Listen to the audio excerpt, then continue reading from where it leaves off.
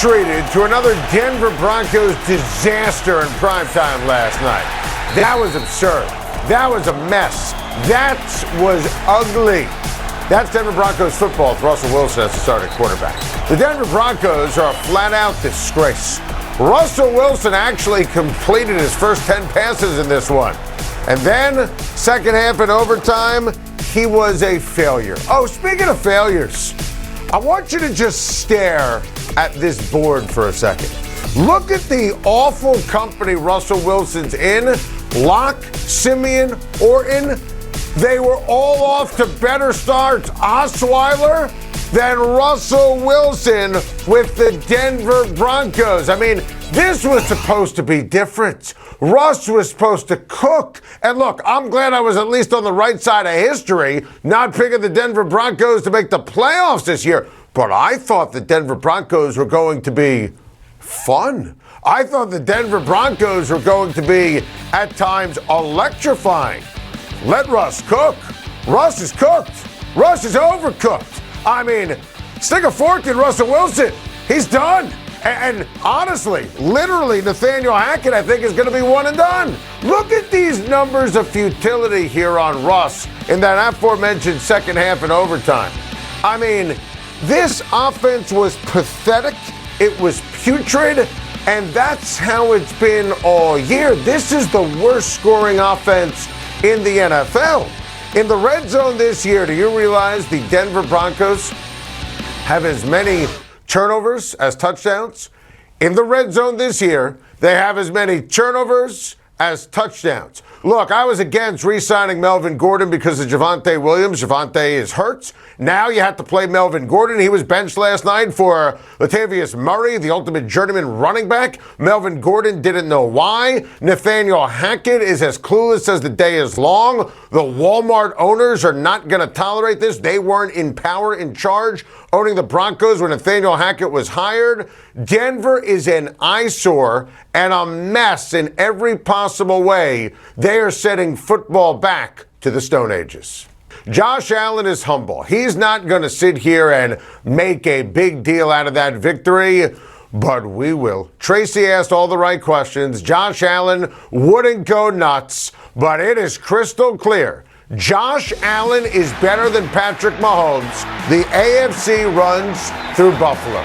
Sunday left no doubt about all of the above, which is what we've been saying was going to be the case and what was going to happen. Josh Allen to Dawson Knox, are you kidding me? That on the heels of that hurdle, that leap, I mean, that was ridiculous. This is what a superstar does. And you know, that touchdown drive at the end of the first half, which was incredible when the game was kind of a bit of a quagmire on offense for both teams. Listen, Josh Allen is dynamite. He's flawless. He's the MVP. And this is why you bring in Von Miller to be Mariano Rivera, the closer. You have Von Miller pressure, Von Miller tangibles, Von Miller intangibles. Patrick Mahomes, yeah, I couldn't believe it either.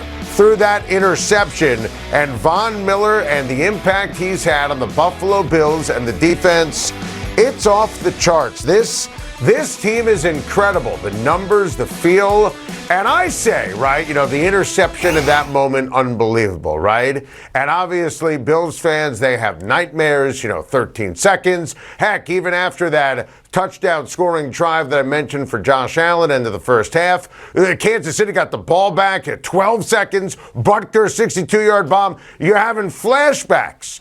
But I'll tell you, when Allen had that second down completion to Diggs over the middle, then the leap, then the touchdown pass to Dawson Knox, I'm sitting there thinking, this team is different. A minute to go, too much time. The Buffalo Bills, it's totally different. Josh Allen, you look at the ability for Von Miller, who's won a couple of championships, still putting pressure on the opposition's quarterback. I wasn't necessarily expecting Mahomes' interception at that moment, but I expected the Bills to win the game. They now are up 2, as Tony Romo brilliantly phrased it to us on Time to Shine last week. They're up a game in the standings, a second game if you factor in the head-to-head. They're going to get the coveted bye. They're going to get the 1 seed. The AFC is going to go through lovely Western New York, and that singular focus answer from Josh Allen to Tracy Wolfson, man, color me obsessed.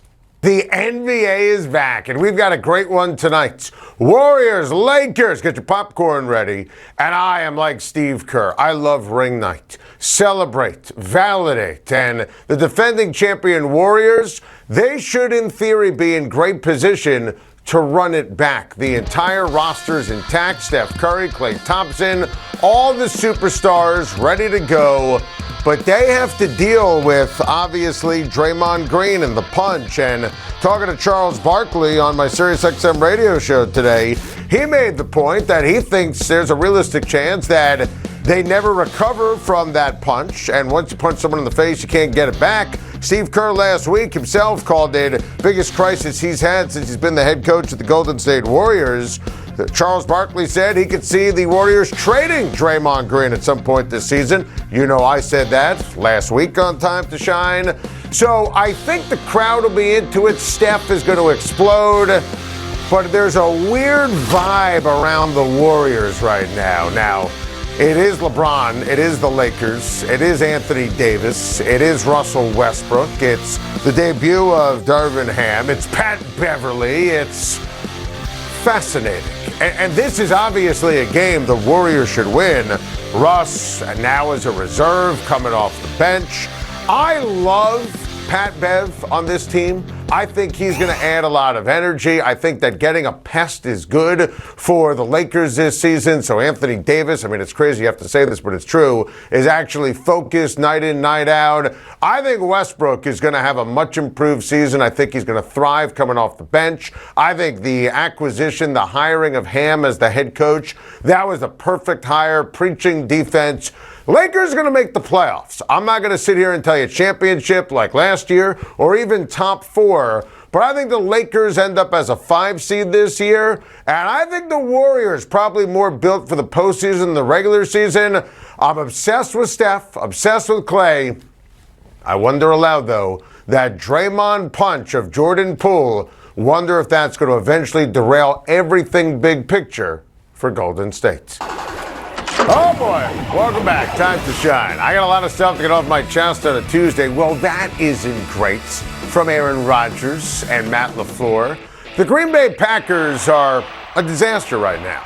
And it's quote unquote early, but I'll say it again because I said it last week and Sunday was the worst game of the season. You watch the games, there's no tangible evidence. In 2022, the Packers are good. There's just no evidence. You look at the first 10 drives, this is, and Aaron Rodgers is still the quarterback, as dreadful as it gets. Rodgers has been terrible, line's been terrible, receivers are non-existent, and to me that's a huge deal. Nice job, Brian Gutekunst.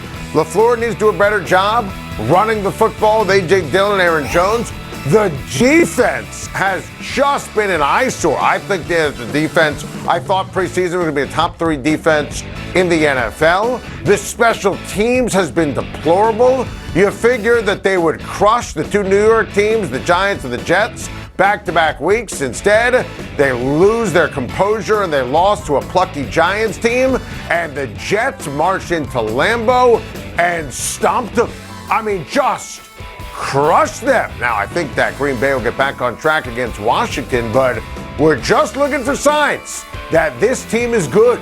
Because thus far, the Green Bay Packers, whether it's post-game news conference or especially on the field, they have been a flat-out disaster. I'm stunned by it. Got to get this off my chest. Tom Brady and the Buccaneers, also a disaster. A ton of issues. And let's start with Tom Brady. He doesn't show up at a walkthrough team meetings to go to Robert Kraft's wedding. You know what happens when someone invites me to a wedding during football season? I RSVP no, because I have a job on an NFL Sunday. So why is it okay for Tom Brady to leave the team? Tom Brady is not playing well. He looks terrible, looks like a 45-year-old at quarterback. O-line is a mess. The defense has been terrible. Losing to the Pittsburgh Steelers is absolutely unacceptable. You had Brady by a touchdown, favored by over a touchdown, losing the same day as Rodgers was favored by a touchdown. Wild. But I think the Buccaneers are in worse position than the Green Bay Packers.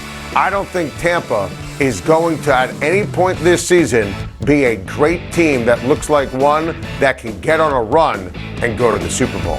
Got to get this off my chest. The Eagles are the class of the NFC. It's not even close. Philadelphia showed off its amazing depth and talents. Love what transpired from Jalen Hurts, the offensive line, the running game, Devontae Smith, A.J. Brown. The DBs were excellent. They did a sensational job picking off Cooper Rush 3 times. The pass rush was excellent. The linebackers, the defensive line. That is a classic taking care of business in a big spot win. Remember, Cowboys made it at one point a 3-point game, and Hurts just marched down the field, long sustained touchdown scoring drive. That's winning championship football. The Eagles, without question, get the 1 seed in the NFC. Got to get this off my chest. Dak Prescott being back at quarterback gives the Cowboys hope. He's expected to return this Sunday versus Detroit on CBS, and this is everything. We could stop the nonsense and the insanity with that dopey Cooper Rush conversation. Credit Cooper Rush. Always credit him. But now, with this defense and the Dallas run game, and with Prescott, who is a tremendous quarterback, now the Cowboys can truly be considered a playoff team. Thank you for watching. Please like and subscribe, and don't forget to hit the bell for more videos.